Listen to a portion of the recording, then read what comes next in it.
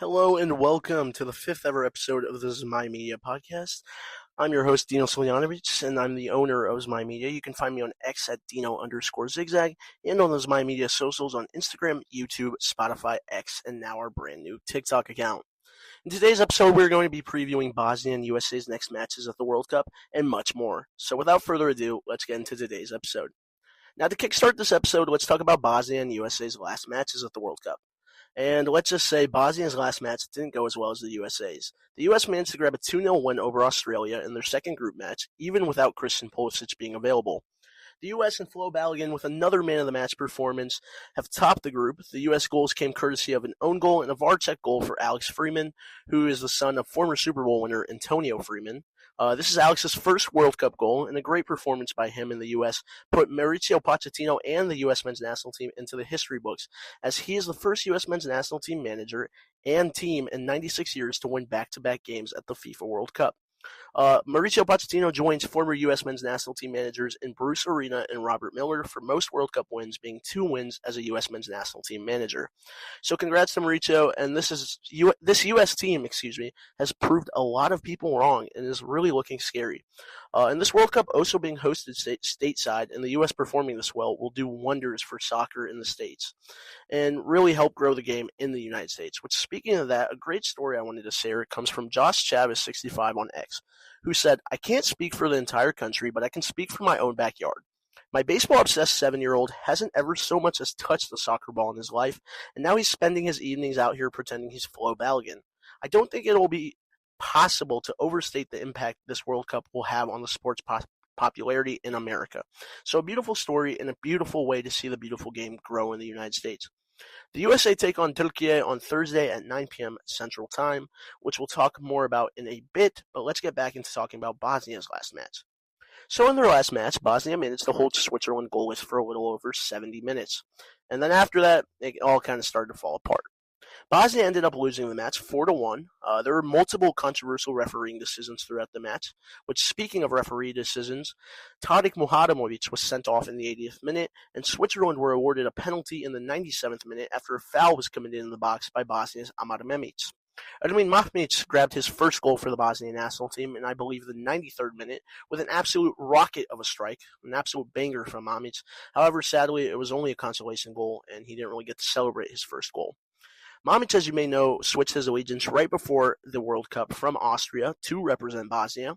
He currently plays as a cam for Slovan Liberec in the Czech League, and he also is currently linked, I believe, with RB Salzburg. So a decent move for him back to his native Austria where he was born. So, in my opinion, from Bosnia, this was way too defensive of a performance, and that was most likely what ended up leading to our late demise. These defensive performances have been a continuous pattern of costing us points. As we saw against Canada, we went straight into a low block after Jovo Lukic put us 1-0 up, and then we conceded with about 10 to 15 minutes left in Vienna against Austria. The same pattern costed us of direct World Cup qualification in that match. So now going against Qatar in the do-or-die match, I really hope we play some nicer attacking football. Right back, Amar Dedic, speaking to the media the other day, did say that the plan was to attack Qatar from the first minute. Qatar will be coming into this upcoming match as well on a loss and a draw, as they drew 1-1 to the Swiss in their opener and then got thrashed by Canada 6-0 in the second. Qatar currently have 2 players serving a red card suspension, and those players are Asim Madibo and Homam Alamin. Sorry, obviously, if I butchered those names. One of the players broke Canada midfielders Ismail Kone's leg in that 6-0 loss, so thoughts go out to Ismail and wishing him a speedy recovery. Now while we're already on the topic of Qatar, let's move on and preview Bosnia versus Qatar and talk more about Bosnia going into the match. So in terms of Bosnia, they also sit on 1 point. So with both teams battling for third, this could very well be a very tough and grueling match for both sides. I really hope, like Amar Dedic was saying, that we go in and attack Qatar from the first minute. I would also potentially like to see a formation change and see a more attacking formation. In my opinion, recently the 4-4-2 hasn't really cut it out the best and hasn't really worked in our last few matches. So in my opinion, I would like to see a 4-2-3-1 formation, at least test it out in this final group match. You can switch back to the 4-4-2 if needed, hopefully when we make it to the round of 32. But I would like to see this tested out to help us get out of the group. In that formation, I would like to see Vasil in goal, Dedic at right back, Radolic, Katic, Kolasinac all forming the back line. The double pivot in midfield would either be Basic and Sunic, in my opinion, or Basic and Hadžiahmetović. Obviously, I feel like Barbarez will most likely pick Benjamin Tahirović alongside Ivan Sunic, which has been the usual combination. Then I would like to see Kerim on the left, Esmir on the right, Ermin Mamic down the middle at cam, and then up front, the legend that is Edin Dzeko. In terms of Dzeko as well, if he's not fully ready, I would like to see maybe Jovo Lukic then in that position. I am really interested in seeing whether or not Haris Tabakovic will be available tomorrow against Qatar, because at one point a few days ago, he was still training alone and off to the side, so I'm unsure whether he's fully back in training with the team. Overall, knowing that this is a match that Bosnia must win, we have to come into it ready to go and attack. We need to give it our all. Despite some tactical mistakes in the last few matches, I still have faith fully in Sergei Barbarez and his squad and think that we can pull off a 3-0 win against Qatar. Qatar does have a good amount of pace and got some decent players, but overall I believe that we are the more quality side and that this should be a win for Bosnia.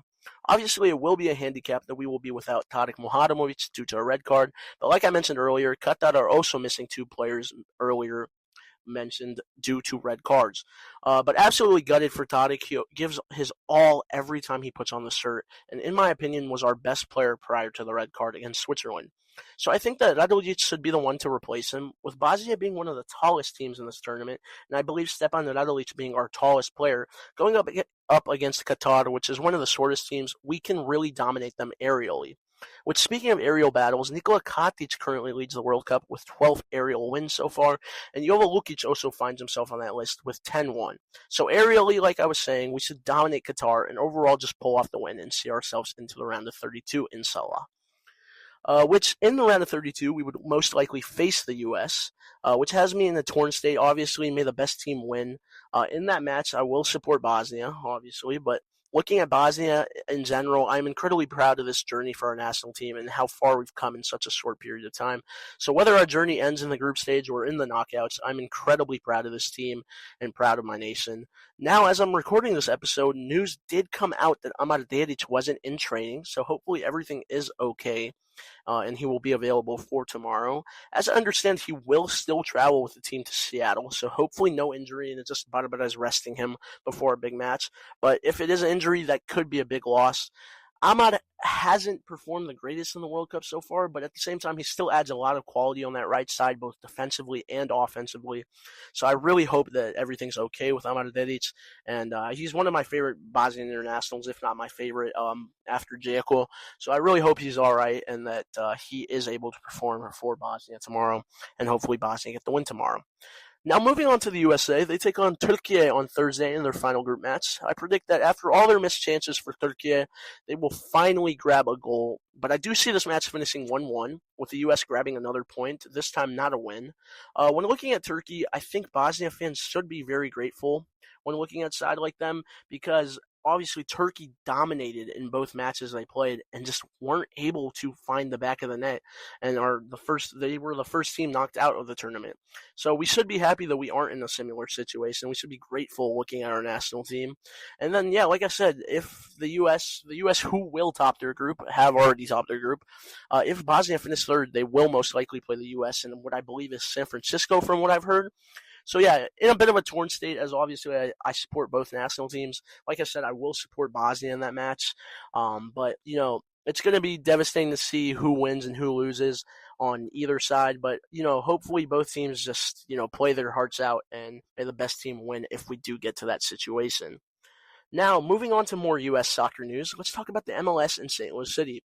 City is back in training, like I mentioned in the last episode, but I am interested to see if Corey Ray in the front office will bring any new players in this summer. I really hope we bring in a new striker. I would like to see a new striker to fill in the void that Joao Klaus left when he went to the LA Galaxy. Now, speaking of new players coming to the MLS, one-time Bosnian international left-back Emir Karic, who is 29 years old and currently plays for Austrian club SK Sturm Graz. Karic made his debut for Bosnia in November against Austria in that heartbreaking 1-1 draw.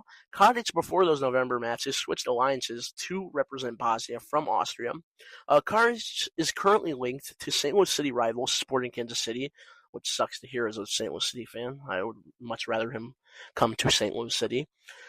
Which for Sporting Kansas City as a club perspective, I see this as a good move for them as a club, and it's a great player to bring in from Europe.